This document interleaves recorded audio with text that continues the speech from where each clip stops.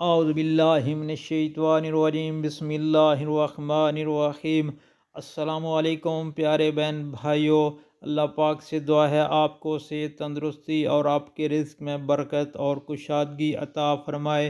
رسول اللہ صلی اللہ علیہ وآلہ وسلم نے ارشاد پاک فرمایا، ہر عمل سے زیادہ اجر والا عمل۔ دل کا سکون چاہتے ہو تو ہر قسم کی پریشانیوں سے بچیے، ورنہ آپ کمزور ہو جائیں گے، دل مرجھا جائے گا اور اللہ تعالیٰ پر بدگمانی پیدا ہوگی۔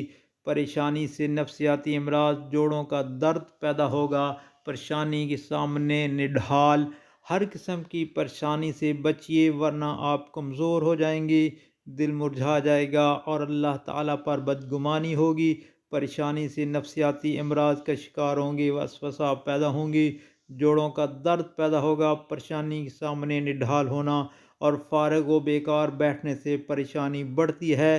نماز، تسبیحات اور اچھی کتاب کا مطالعہ میں خود کو مصروف رکھیے اور یوں اپنے جذبات کو قابو میں رکھ کر عقل مندی کا ثبوت دیجیے۔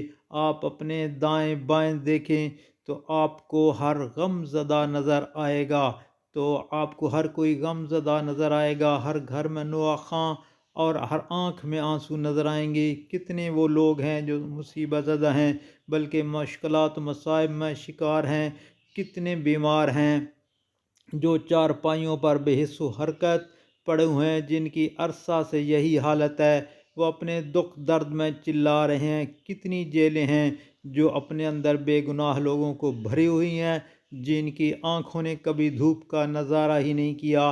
کتنے ماں باپ ہیں جنہوں نے اپنے ہاتھوں سے اپنے لخت جگر کو سپرد خاک کیا۔ کتنے قرض دار ہیں جن مشکلات کا سامنا ہے۔ ایسے لوگوں کو دیکھو اور اپنے حالات سے موازنہ کرو تاکہ تمہیں حوصلہ افزائی ہو اور جینے کا حوصلہ پیدا ہو۔ دوسروں کی حالت دیکھنے سے اپنے آپ کو اندازہ کیجیے کہ آپ کی تکالیف ان سے کم ہیں۔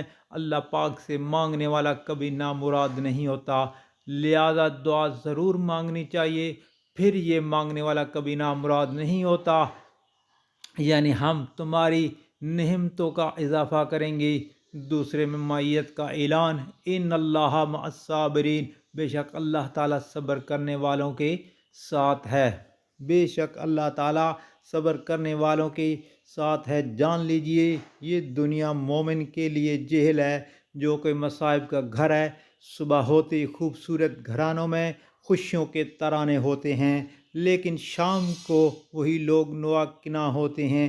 صبح بدن میں قوت و عافیت تھی، مال و دولت تھی، آل اولاد تھی، لیکن چند لمحوں کے بعد سب کچھ ملیا میٹ ہو گیا اور وہی دولت مندی فقیری کی حالت میں آ گئی۔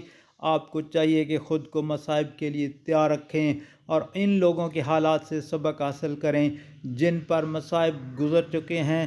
ہر حال میں اللہ تعالیٰ کا شکر ادا کریں تاکہ آپ کے مصائب کم ہوں۔ انسان کمزور ہے اور وہ حالات سے نبض آزما ہونے کے لیے کسی مضبوط عمل اور بڑی شخصیت کا سہارا لیتا ہے، اور وہ حالات سے نبرد آزما ہونے کے لیے کسی مضبوط عمل اور بڑی شخصیت کا سہارا لیتا ہے۔ اس کے لیے قرآن کریم میں مسلمانوں کو خطاب کر کے فرمایا گیا، اے ایمان والو اللہ سے صبر اور نماز سے مدد چاہو، اے ایمان والو اللہ سے صبر اور نماز سے مدد چاہو۔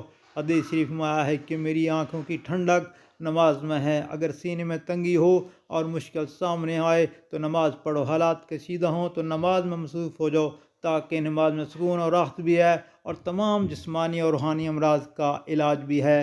نبی کریم صلی اللہ علیہ وسلم کو جب کوئی مشکل پیش آتی آپ فوراً نماز میں مصروف ہو جاتے۔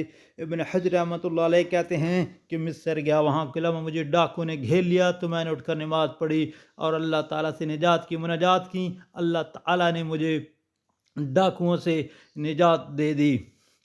ابن القیم رحمۃ اللہ علیہ فرماتے ہیں کہ ایک نیک آدمی کو شام کے راستے میں ڈاکوؤں نے روک لیا اور قتل کرنے پر آمادہ ہو گئے۔ اس مظلوم شخص نے 2 رکعت نماز پڑھنے کی اجازت چاہی اور نماز شروع کی اور نماز میں یہ آیات پڑھی، بسم اللہ الرحمن الرحیم، امن یجیب اللہ अम्मन युजीबुल मुत्तरन इज़ा दुआओ, इसने ये आयत पढ़ी तो अल्लाह ताला ने इस मुस्तरिब की नुसरत के लिए आसमान से फ़रिश्ता नाज़िल फरमा दिया, जिसने डाकुओं को कत्ल कर दिया और इस आदमी को निजात मिल गई। अल्लाह ताला ने इंसान को इसलिए पैदा फरमाया है कि वो इबादत के ज़रिए इसकी शुक्रगुजारी करें, लेकिन कितने लोग हैं जो गैर अल्लाह की इबादत करते हैं, जो कि गैर अल्लाह का शुक्र अदा करता है। इंसानी तबीयत में नाशुक्री गालिब है।